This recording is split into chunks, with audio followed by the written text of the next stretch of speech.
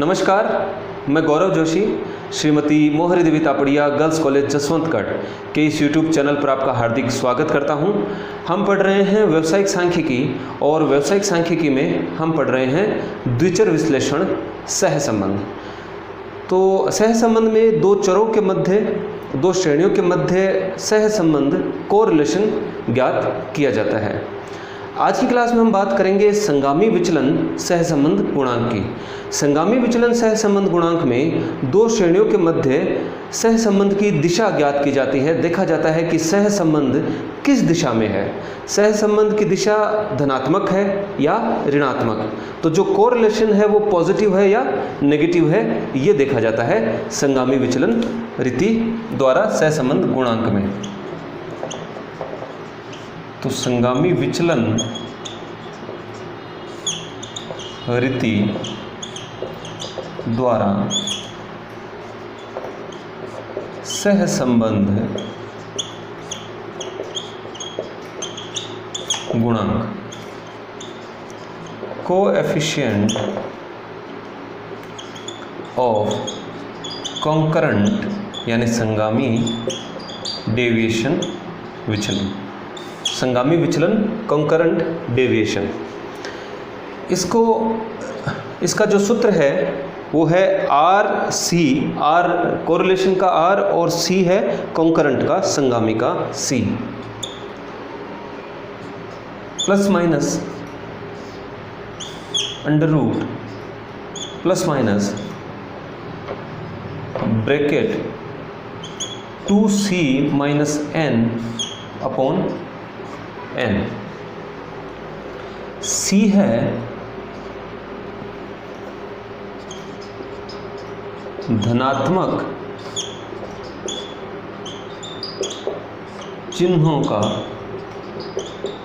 योग और n यहाँ पर है n-1। n यहाँ पर है नंबर ऑफ आइटम्स -1, n-1। तो नंबर ऑफ आइटम्स में से एक घटाने के बाद जो संख्या प्राप्त होती है वो हम यहाँ पर n के रूप में लिखेंगे, और c है धनात्मक चिन्हों का योग। तो देखते हैं कि किस प्रकार से इस सूत्र का प्रयोग करके हम संगामी विचलन रीति द्वारा सहसंबंध गुणांक ज्ञात करेंगे। इसके लिए एक हमने प्रैक्टिकल क्वेश्चन लिया है। 44वां क्वेश्चन है, पूर्ति और मांग के मध्य संगामी विचलन रीति द्वारा सहसंबंध गुणांक ज्ञात कीजिए। तो मांग और पूर्ति के बीच में संगामी विचलन रीति द्वारा सहसंबंध गुणांक ज्ञात करना है, यानी कि देखना है कि जो इन दोनों के बीच में सहसंबंध है, मांग और पूर्ति के बीच में, उसकी दिशा क्या है, वो धनात्मक है या ऋणात्मक है। तो संगामी विचलन रीति में हम सहसंबंध की दिशा ज्ञात करते हैं। तो क्वेश्चन दिया गया है, ईयर्स दिए गए हैं 2006, 7, 8, 9, 10, 11, 12, 13, 14, 15, और इन वर्षों में जो मांग है किसी पर्टिकुलर वस्तु की, जो पूर्ति है, सप्लाई दी गई है 120, 110, 120, 119, 140, 125, 127, 119, 140 और 160, और जो मांग है, डिमांड दी गई है 240, 250, 260, 266, 232, 245, 255, 267, 268 और 239। तो इस प्रकार से 10 वर्षों के आंकड़े दिए गए हैं पूर्ति और मांग के संबंध में। इनके बीच में हमको संगामी विचलन रीति द्वारा सहसंबंध गुणांक ज्ञात करना है।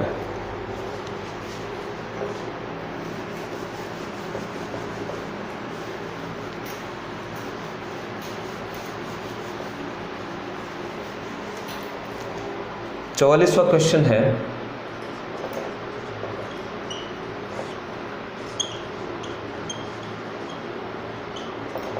Calculation of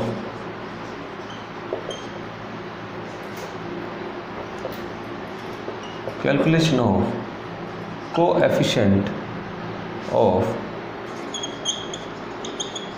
concurrent deviation.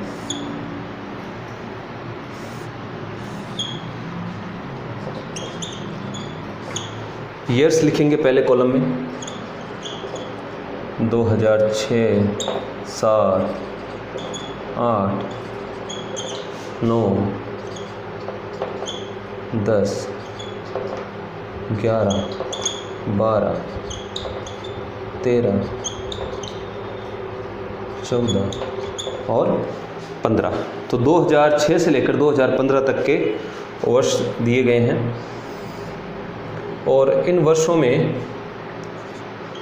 जो सप्लाई है, जो पूर्ति है वस्तु की, उसके आंकड़े दिए गए हैं 120, 110, 120, 119, 140, 125, 127, 119, 140 और 160। तो संगामी विचलन रीति द्वारा जब सहसंबंध गुणांक ज्ञात किया जाता है तो जो श्रेणी के मूल्य हैं इनकी आपस में तुलना की जाती है। श्रेणी के मूल्य की उसके पूर्व के मूल्य से तुलना की जाती है और देखा जाता है कि अंतर धनात्मक है, ऋणात्मक है या बराबर है। तो श्रेणी के मूल्य की पूर्व के मूल्य से तुलना की जाएगी।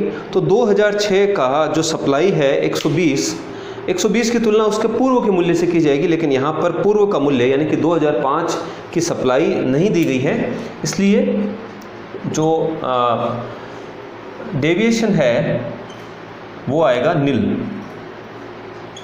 यहाँ पर इस कॉलम को हम विचलन चिन्ह कहते हैं, डेविएशन साइंस।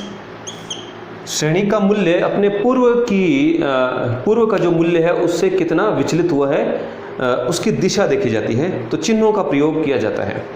तो 120 से पहले का मूल्य हमको नहीं दिया हुआ है, 2006 से पहले का मूल्य हमको नहीं दिया हुआ है सप्लाई के संबंध में, इसलिए जो डेविएशन है, जो विचलन है वो है नील।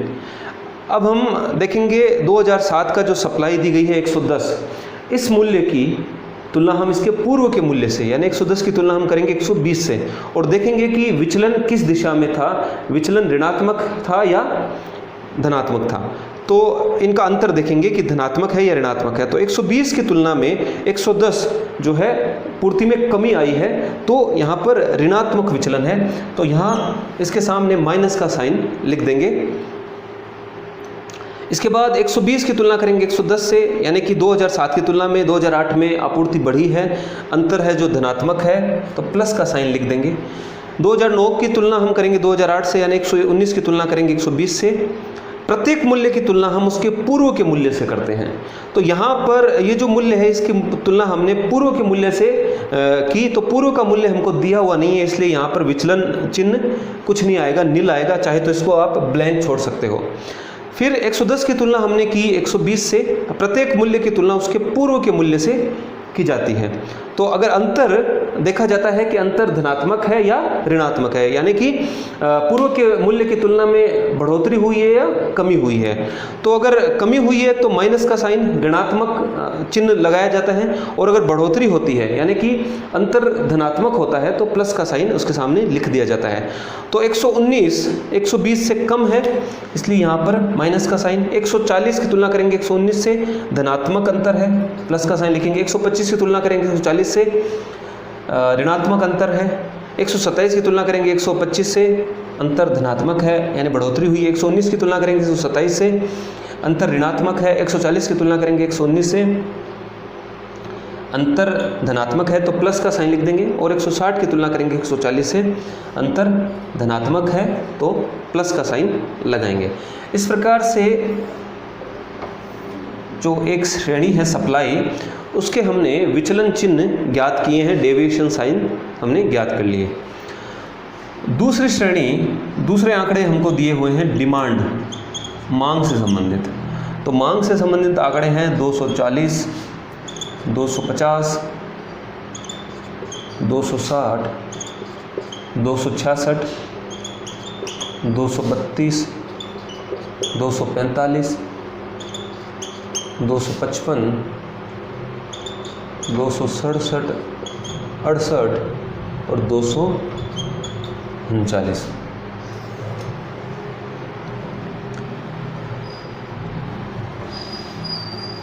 अब क्वेश्चन मिटा देते हैं। क्वेश्चन हमने लिख लिया है तो अब जगह की कमी के कारण इसको हम मिटा देते हैं एक बार। Deviation science. अब इस श्रेणी जो डिमांड के आंकड़े दिए गए हैं, इन मूल्यों का हम विचलन ज्ञात करेंगे।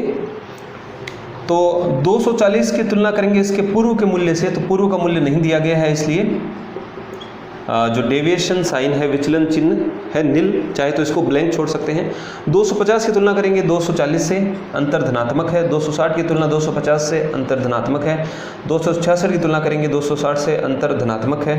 232 की तुलना करेंगे 266 से, अंतर ऋणात्मक है। 245 की तुलना 232 से, अंतर धनात्मक है। 255 की तुलना करेंगे 245 से, अंतर धनात्मक है।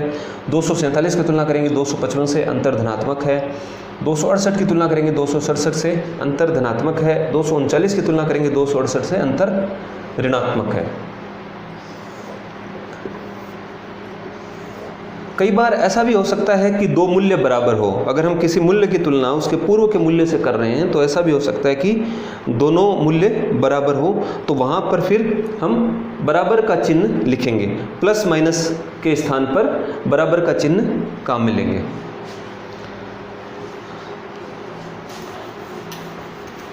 अब हमने जो दोनों श्रेणियों के संबंध में डेविएशन साइंस, विचलन चिन्ह ज्ञात किए हैं, उनका गुणनफल यानी उनको गुणा करेंगे। इसको कहेंगे प्रोडक्ट ऑफ डेविएशन साइंस। इन दोनों का गुणनफल हम ज्ञात करेंगे। तो इनका गुणनफल है निल। इनका गुणनफल हम ज्ञात करेंगे, माइनस को प्लस से गुणा करेंगे तो माइनस आएगा। एक बार देख लेते हैं कि अगर चिन्हों को गुणा करते हैं तो क्या उनका गुणनफल रहता है। अगर माइनस को गुणा किया जाता है प्लस से तो गुणनफल आता है माइनस। अगर माइनस को माइनस से गुणा किया जाता है तो गुणनफल आता है प्लस। अगर प्लस को प्लस से गुणा किया जाता है तो गुणनफल आता है प्लस। अगर चिन्हों को आपस में गुणा करते हैं तो गुणनफल क्या आता है उसकी हम बात कर रहे हैं। तो माइनस को प्लस से या प्लस को माइनस से आपस में गुणा किया जाए तो गुणनफल माइनस ही आता है। माइनस को माइनस से गुणा करने पर गुणनफल आता है प्लस, और प्लस को प्लस से गुणा करने पर गुणनफल आता है प्लस। अगर किसी क्वेश्चन में जब हम किसी मूल्य की तुलना उसके पूर्व के मूल्य से कर रहे हों तो हो सकता है कि दोनों मूल्य बराबर हों। इस क्वेश्चन में ऐसा नहीं हुआ है, लेकिन अगर किसी क्वेश्चन में दो मूल्य बराबर हों तो जब हम किसी मूल्य की तुलना उसके पूर्व के मूल्य से करें और बराबर मूल्य हों तो यहाँ पर सामने के कॉलम में बराबर का चिन्ह दर्शाया जाएगा, बराबर का चिन्ह लिखा जाएगा। तो अगर किसी क्वेश्चन में बराबर का चिन्ह हो और बराबर के चिन्ह को किसी दूसरे चिन्ह से गुणा करना पड़े तो फिर उसका गुणनफल क्या आएगा। तो अगर किसी एक कॉलम में बराबर का चिन्ह हो और दूसरे कॉलम में माइनस का चिन्ह हो तो जो है गुणनफल माइनस में ही आएगा। अगर किसी एक कॉलम में बराबर का चिन्ह हो और दूसरे कॉलम में प्लस का चिन्ह हो तो भी माइनस ही आएगा। और अगर किसी क्वेश्चन में ऐसा हो कि जो दोनों कॉलम है डेविएशन साइंस के, विचलन चिन्हों के, उन दोनों कॉलम में बराबर के चिन्ह ही दोनों कॉलम में हो और उन दोनों को अगर गुणा करना पड़े, उन दोनों का गुणनफल ज्ञात करना पड़े बराबर के चिन्हों का, तो बराबर के चिन्हों का गुणनफल प्लस आएगा। तो अगर बराबर का चिन्ह हो और उसको माइनस के चिन्ह से गुणा करें तो माइनस आएगा, बराबर के चिन्ह को प्लस के चिन्ह से गुणा करें तो भी माइनस आएगा, और बराबर के चिन्ह को बराबर के चिन्हों से गुणा करें तो प्लस आएगा। तो इस प्रकार से चिन्हों का गुणनफल जो है ज्ञात किया जाता है। तो माइनस के चिन्ह को प्लस के चिन्ह से गुणा करें तो माइनस, प्लस के चिन्ह को प्लस के चिन्ह से गुणा करने पर प्लस, माइनस के चिन्ह को प्लस के चिन्ह से गुणा करने पर माइनस, प्लस के चिन्ह को माइनस के चिन्ह से गुणा करने पर माइनस, माइनस के चिन्ह को प्लस के चिन्ह से गुणा करें तो माइनस, प्लस के चिन्ह को प्लस के चिन्ह से गुणा करेंगे तो प्लस, माइनस के चिन्ह को प्लस के चिन्ह से गुणा करें तो माइनस, और प्लस के चिन्ह को प्लस के चिन्ह से गुणा करें तो प्लस, और प्लस के चिन्ह को माइनस के चिन्ह से गुणा करेंगे तो आएगा माइनस। तो इस प्रकार से जो डेविएशन साइंस हैं दोनों श्रेणियों के, उनका गुणनफल हमने ज्ञात किया है। और अब हम देखेंगे सी। हमने जब सूत्र लिखा था, सूत्र हमने देखा था इसका संगामी विचलन सहसंबंध गुणांक का, तो सूत्र में C का मतलब होता है धनात्मक चिन्हों का योग।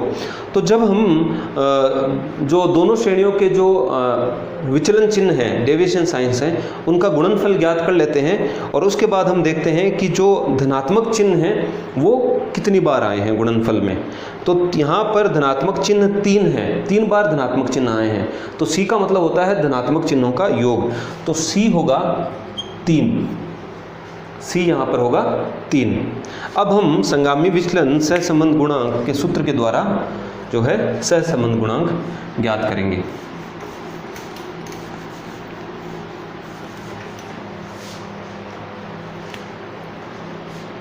Are C is equal to plus minus under root plus minus का sign bracket 2c minus n upon n।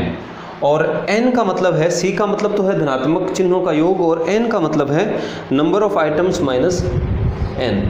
तो n यहाँ पर होगा, ये नंबर ऑफ आइटम्स हैं 10 माइनस 1, तो n है यहाँ पर 9।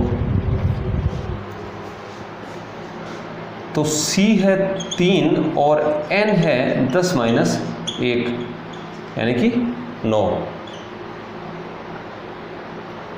तो इस फॉर्मूले में संख्याओं को रखेंगे प्लस माइनस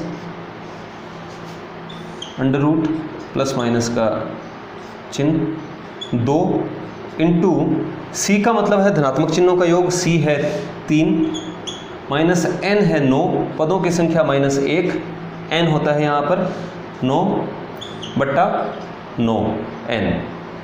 इसको आगे हल करेंगे plus minus under root plus minus, और 3 को 2 से गुणा करने पर आता है 6 माइनस 9/9। इसको और आगे हल करें तो plus minus under root plus minus का चिन्ह, 6 में से 9 घटाने पर आता है माइनस का 3/9। 6 में से 9 माइनस करेंगे तो माइनस के 3/9। इसको आगे हल करें तो plus minus under root minus 3 में 9 का भाग लगाएंगे, माइनस के 3 में 9 का भाग लगाएंगे तो आता है 0.333 और माइनस के 0.333 का अंडर रूट अगर देखें तो आता है माइनस का 0.577। तो संगामी विचलन सहसंबंध गुणांक है माइनस 0.577। तो आज की क्लास में इतना ही। मैं आशा करता हूँ कि आज की क्लास में हमने जो क्वेश्चन सॉल्व किया है वो आपको अच्छे से समझ में आया होगा। इस वीडियो को लाइक कीजिए, शेयर कीजिए, हमारे YouTube चैनल को सब्सक्राइब कीजिए। धन्यवाद।